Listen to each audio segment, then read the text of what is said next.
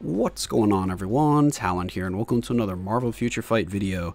Alright, so I know it's been a while, but I am still here. I ended up taking some time off for the holidays, and then when I got back, I don't know, I just wasn't very motivated to make any more videos. I don't know if that's just I'm losing interest in making YouTube videos in general, or if I'm just kind of not having as much fun playing Marvel Future Fight anymore. I'm not sure which one it is. I'm definitely contributing a little bit of it to just lack of ideas for what kind of videos I want to make for Marvel Future Fight right now, because mainly I've just been putting out like Galactus videos and stuff like that.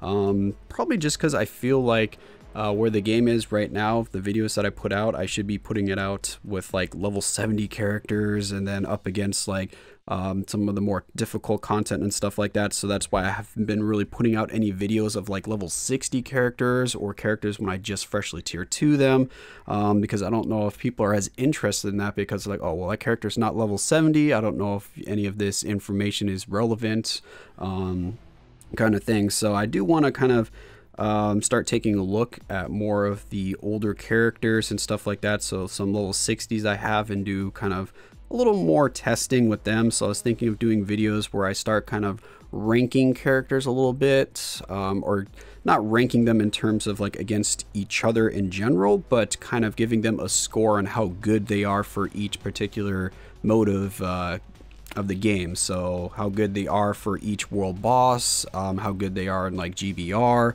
how good they can be in like high-end Shadowland or stuff like that. So let me know if you guys are interested in that, if me just kind of giving my own opinion on how good they are in that content, giving them, you know, some kind of grade to tell you if they're like must build for this content, or they can push you higher in this content, or hey, they're average in this content, hey, they can help you get some quick clears in higher stages, or just characters that you don't really want to try in this particular content.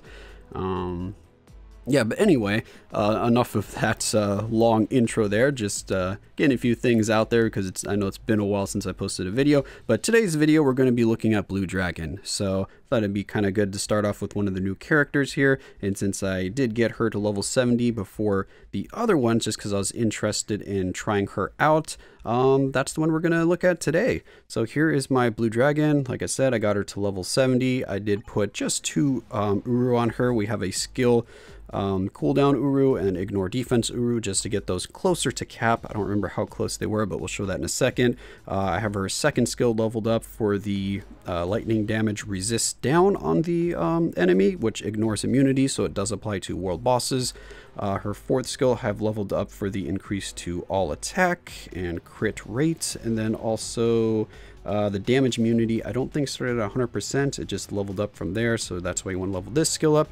And then the fifth skill here we leveled up for, again, the lightning resist down on the enemies, and it also ignores immunity, so this will apply to world bosses as well. So she has 2 skills to kind of lower their defense. You can just think of it as lowering their defense, since it's pretty similar, but it lowers their lightning resist. And she is on a 16-second cooldown for the 5th skill here, so you do have to keep that in mind when you're trying to do her skill rotation, which for her, just a little bit of testing that I've done, for some odd reason it is really difficult to get her Obelix to proc, and I don't know why. So, I mean, she has a lot of hits on her skills. It just, I don't know, it just doesn't seem to want to proc for her.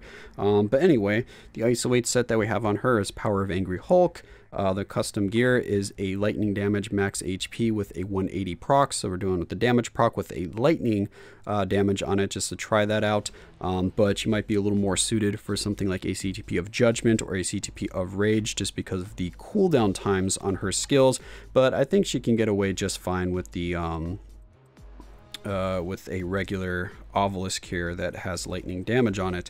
Let's go ahead and take a look at the details here. So we do have max attack speed. We're quite low on the crit rate and crit damage, so I could work on that with the Uru if I decide to invest more in her. We got her ignore defense up to 48%, so not too bad there, only 2% off, so that shouldn't really affect too much. And then our skill cooldown is at 47%, almost 48%. I would prefer to have that completely maxed, just because of how close her cooldown is when trying to time it with the Obelisk, just because she's at 8 seconds, so you kind of want to get that 8 seconds on the dot there to help you out.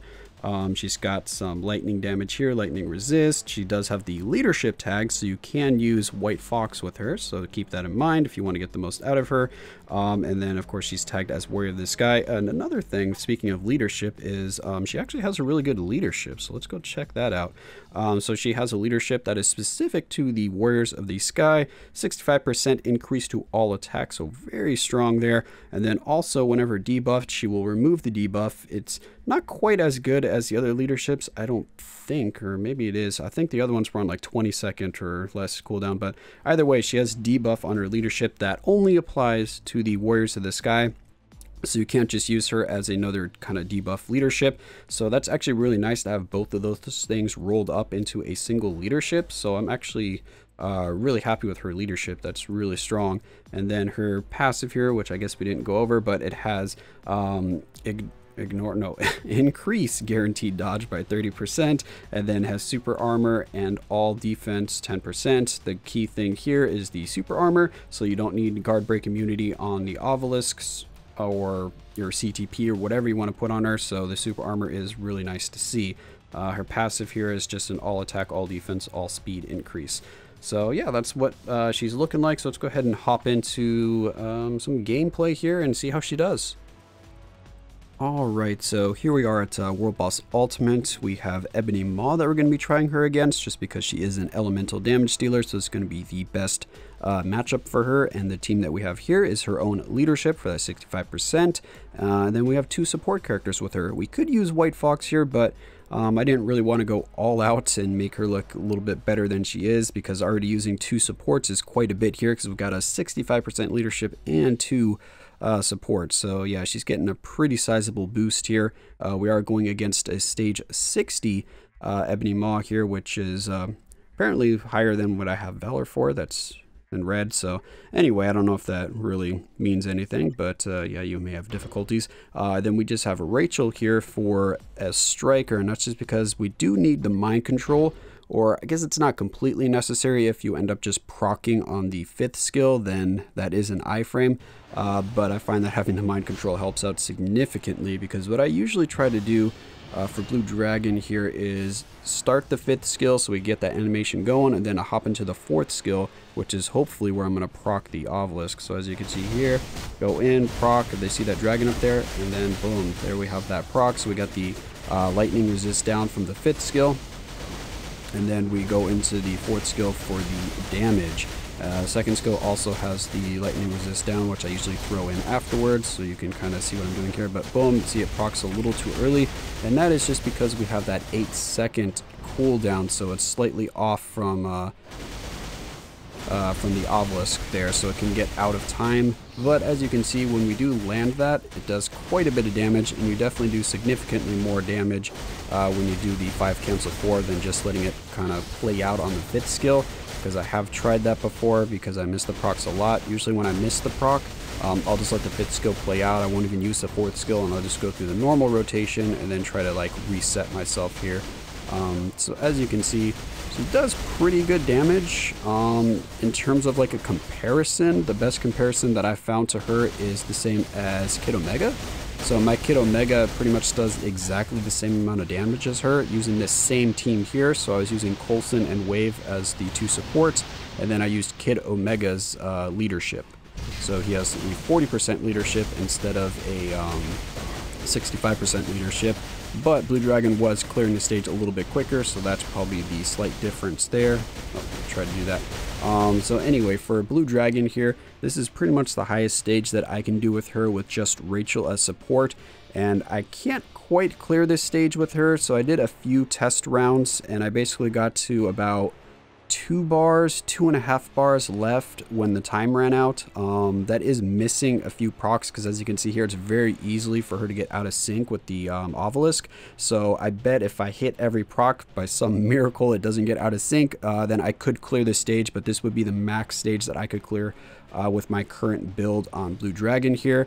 And then if we go ahead and back out here and then change up the strikers, you can see the difference in damage when we start adding some of our all defense down strikers here to kind of help out a little bit. So I don't know.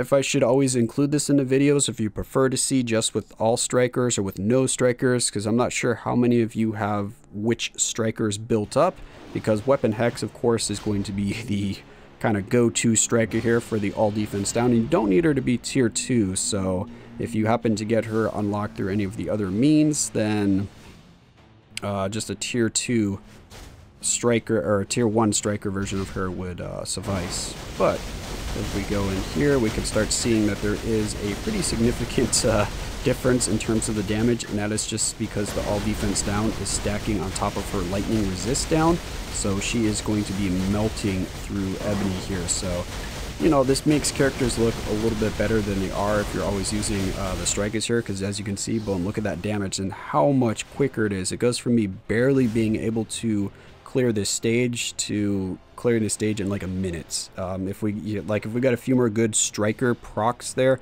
where they kind of go at like the same time and it lines up with our damage proc when they first come in for their skill, then we would be done here and definitely in the next 30 seconds. So yeah, it's a huge difference. So I'm kind of curious to know if when I'm like showcasing characters, do you want me to just showcase them with strikers just so you could see like the best possible scenario, or do you want me to show it with just say like Rachel there, just a mind control striker so I can just keep the boss locked down and not get the extra like all defense and stuff like that? But I assume that there's, you know, you should have 1 or 2 all defense down strikers. But anyway, yeah, I'm curious about that. So when I'm showing off these characters or testing them out in World Boss Ultimate, do you want me to use like these all defense down strikers, or do you want to just see only like a mind control, or just no strikers in general, or just use regular strikers that don't give all defense down? I'm kind of curious about that. I could, you know, as I did right now, I could show with and without the strikers, but it's such a big difference. So yeah, that's going to be Blue Dragon here. So overall, she seems like a really strong elemental dealer. She does okay against Cole Obsidian, but her survivability is a little bit lacking, and that's just because Cole can shrug off the mind control so quickly, so he's going to be attacking her a lot. So the best way I found, well, actually we can just jump over and I could show you the best way I found to keep her alive against Cole over here. If we go ahead and hop in, stage 59, I don't think that's the one I was testing her out on. She definitely can't do a stage 59 for Cole Obsidian. But yeah, when I was testing her out of here, oh, I think I messed up my strikers now. All right, well, these are going to be my new strikers for Cole Obsidian. You just kind of run around after doing the 5-4 because you have that invincibility or damage immunity from the 5th skill. So you just hop into the 5th skill, get that proc going there, do the 2nd skill. So you can still get mind control now because it hasn't built up his resistance, but then you just kite around and wait for that 5th skill to come back, and then you just go back into your rotation here. I found this the best way to keep her alive. So she's a little bit squishy. She doesn't have a heal. She's just got that 1 skill with the damage immunity on it, so not too much to rely on for survivability there. But oh, what happened there? But her damage is okay. It's above average, I should say, because she's on par with Kid Omega. So if you have a Kid Omega, you have him built up, expect Blue Dragon to hit pretty similar to him, because my Kid Omega is very similarly built. He has a mind damage 200% damage proc, whereas by Blue Dragon here has the lightning damage with a 180 proc. So overall, I like the character. Do I think she's a must buy? Probably not. If you really like the Warriors of the Sky, then her leadership though is going to be really good. So if you plan on building some of the other warriors, then you can get her for a leadership. So everyone should hopefully have her at 6-star just because we got the enough bios to unlock her. And then you could just use a mega rank up ticket on her, and then you can use her as a leadership. So yeah, that was Blue Dragon here. Hopefully you guys enjoyed the video. Let me know how you're doing with her, if you decided to get her to tier 2, if you just left her at tier 1, if you've built her up or not, if she's performing well for you, that kind of thing. And also let me know what kind of videos you'd like to see in the future when I'm testing characters or just in general. So yeah, that's going to be it for this video here. I hope you guys enjoyed, and of course I will catch you in the next one.